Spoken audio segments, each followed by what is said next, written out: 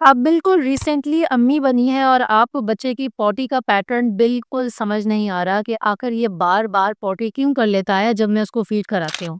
या 3 से 4 दिन हो चुके हैं मेरा बच्चा तो पॉटी नहीं कर रहा। तो क्या आपका बेबी भी इस तरीके की ऐसी और ऐसी पॉटी कर रहा है? जान लीजिए कि तमाम किस्म की पॉटियाँ बिल्कुल नॉर्मल हैं। आज मैं न्यूबॉर्न केयर टिप्स में एक इस टिप को बहुत अच्छे तरीके से ब्रेक डाउन करूँगी। सबसे पहली बात, जैसे ही बच्चे की पैदाइश होती है तो एक ब्लैक कलर का छोटी-छोटी अमाउंट में बच्चे का स्टूल पास होता है जिसे हम कहते हैं मेडिकल लैंग्वेज में मीकोनिया। ये होना ज़रूरी है। क्यों? जब एक न्यू फैक्ट्री लॉन्च हुई है तो क्या प्रोडक्ट निकल रहा है, क्या वो फैक्ट्री चल रही है, नहीं चल रही, ये पता करना बहुत ज़रूरी होता है। आपने ये भी नोट किया होगा कि हॉस्पिटल से पेशेंट डिस्चार्ज नहीं होता जब तक बच्चा मेकोनियम यानी स्टूल पास ना करे। ठीक, तो ये चीज़ बिल्कुल नॉर्मल है ब्लैक स्टूल पास करना और ये कितने दिन तक के लिए रहेगा? 2 टू 3 डेज़ बच्चा पास करता है। इससे 1-2 दिन और भी ऊपर हो जाएँ तो कोई मसले वाली बात नहीं है। नेक्स्ट स्टेप पे आ जाते हैं। अब बच्चे को आप घर लेकर आ चुके हैं। अब मैं जब भी फीड करा रही हूँ, बार-बार बेबी स्टूल पास कर रहा है और थोड़ा-थोड़ा कर रहा है। बार-बार डायपर चेंज कर के मैं थक चुकी हूँ। देखिए, यहाँ पे 2 कंडीशन है।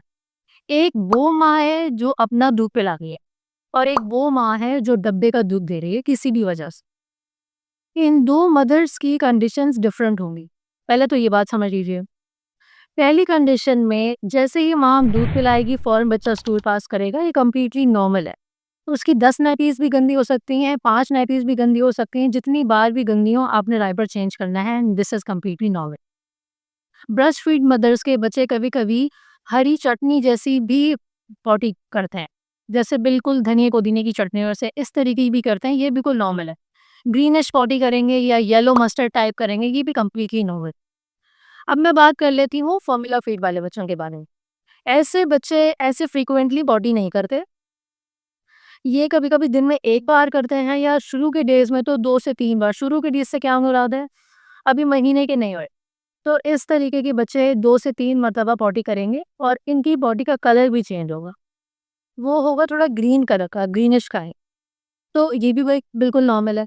अच्छा, माँ के दूध में जो कॉन्स्टिट्यूएंट्स होते हैं वो डिफरेंट होते हैं और डब्बे के दूध में उसको बहुत ज़्यादा मिमिक करके वैसे ही बनाने की कोशिश की जाती है, लेकिन थोड़ी-सी ज़्यादा चीज़ें भी ऐड की जाती है जैसे कि डिफरेंट आयरन और डिफरेंट कंपोनेंट्स भी। तो उन कंपोनेंट्स के ऐड करने की वज़ह से कलर चेंज हो जाता है और कंसिस्टेंसी भी। कंसिस्टेंसी का मतलब ये है कि थोड़ा-सा गाढ़ी पॉटी होती है, फॉर्मूला मिल्क वाले बच्चों की।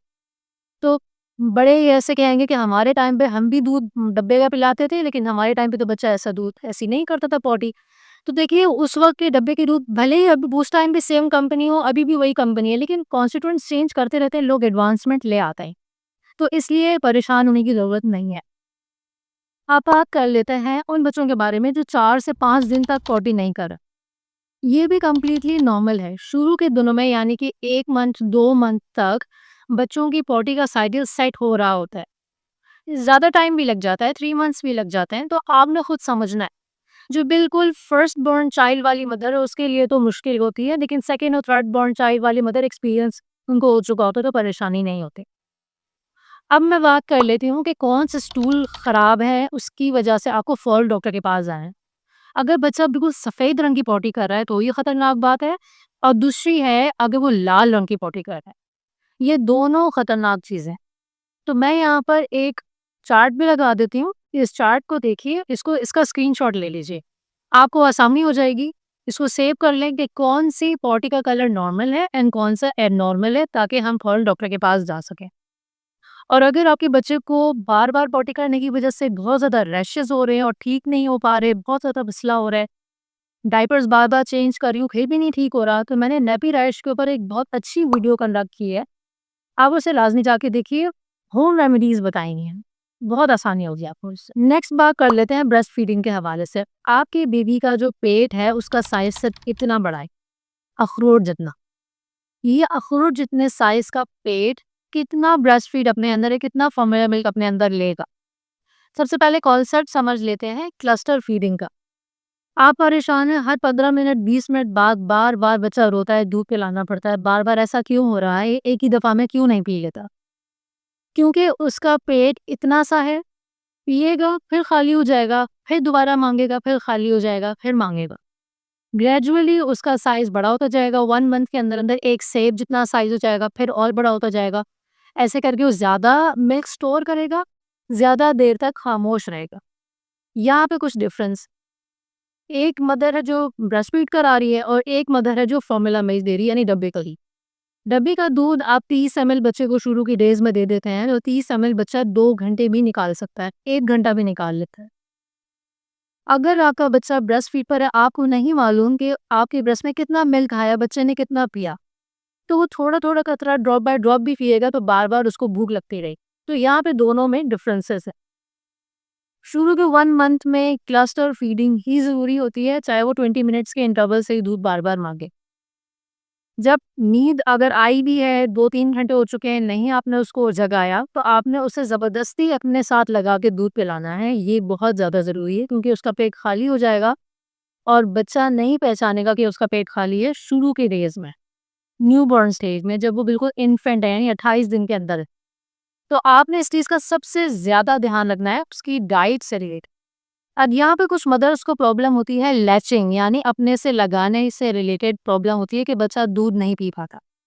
उसके लिए आपको कुछ वीडियोस, कुछ चीज़ें समझने की ज़रूरत है, या आप किसी पीडियाट्रिशियन से कंसल्ट करें कि वो आपको प्रॉपर तरीका बताए, या हमारे घर में दादियाँ, अम्मियाँ सब बता देती हैं। ये बहुत ज़्यादा ज़रूरी है। अब यहाँ पर एक और बात, वो बच्चे जो अभी प्रीमैच्योर पैदा हुए हैं, यानी वक़्त से पहले, नौज़ायदा बच्चे जो वक़्त से पहले पैदा हुए हैं, 36 हफ्ते से पहले, 36 वीक से पहले वाले बच्चे जो पैदा होते हैं, उनके अंदर सकिंग रिफ्लेक्स नहीं होता। सकिंग रिफ्लेक्स क्या है? दूध खुद से चूसने की सलाहियत नहीं होते। वो किसी भी निपल से, बॉटल से, अपनी माँ के ब्रेस्ट से नहीं पी सकते। ऐसी कंडीशंस में आपको अक्सर जो नीनेटल आईसीयू होता है, जहाँ बच्चे कुछ टाइम के लिए रखे जाते हैं जो प्रीमैच्योर पैदा होते हैं, तो वो लोग कहते हैं कि एक्सप्रेस्ड फॉर्म में मिल्क दें, एक्सप्रेस्ड मिल्क चाहिए। इसका क्या मतलब है? आपका दूध अगर आ रहा है तो निकाल के स्पून के ज़रिए किसी भी चीज़ में उनको दें, तो वो लोग स्पून से या सिरिंज के ज़रिए बच्चे को पिलाएँगे, क्योंकि उस टाइम पे उसकी ग्रोथ और इम्यूनिटी के लिए आपका दूध होना बहुत ज़रूरी है। अगर नहीं निकलता किसी कंडीशन में, तो वो फ़ॉर्मूला मिल्क दे रहे होते हैं बच्चे को। लेकिन यहाँ पे ये कॉन्सेप्ट समझना ज़रूरी है कि प्रीमैच्योर बच्चे जो वक़्त से पहले पैदा हुआ है, वो खुद से दूध नहीं पी सकता, अभी उसके अंदर वो एबिलिटी डेवलप नहीं हुई। जब वो 36 वीक्स अपनी असल उम्र तक पहुँच जाएगा, तो उसके बाद वो दूध आराम से पी सकता है, क्योंकि उसके अंदर सकिंग रिफ्लेक्स डेवलप हो जाता है।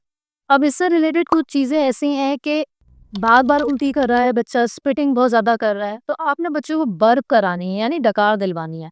बच्चों को अपराइट होल्ड करके रखिए। इस तरीके से वो कम उल्टी करेगा। बच्चों को ओवर फीड कराने से भी अवॉइड करें। ये नहीं है कि आपने बहुत ज़्यादा दूध एक साथ उसको पिला दिया। बच्चे की एज के अकॉर्डिंग कितना दूध उसे रिक्वायर्ड है, खास तौर पे फॉर्मूला मिल्क वाली मदर्स के लिए, तो उन्हें आइडिया होना चाहिए। जो उनके डॉक्टर्स के हैं, उस हिसाब से बच्चों को दूध पिलाइए। अगर आपका बच्चा बहुत एक्सेसिवली दूध स्पिटिंग कर रहा है, आपको समझ में नहीं आ रहा, तो उसके लिए प्रॉपर गाइडेंस मैंने दी हुई है। तो मिल्क स्पिटिंग से रिलेटेड मेरी एक वीडियो, उसको लाज़मी देखिएगा। आपको उससे बहुत information and scientific related evidence based guidance मिली।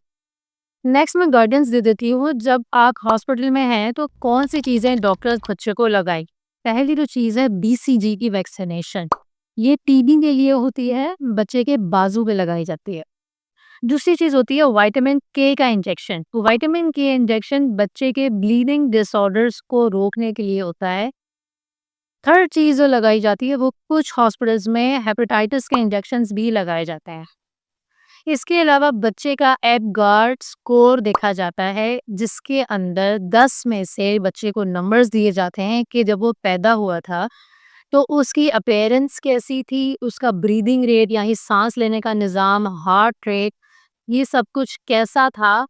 जितना ज़्यादा 10 में से नंबर ज़्यादा मिलेंगे, उतना ज़्यादा बच्चा हेल्दी होगा, और जितना कम नंबर होंगे तो वो बच्चा, उसको निगहदाश्त की ज़्यादा ज़रूरत होगी।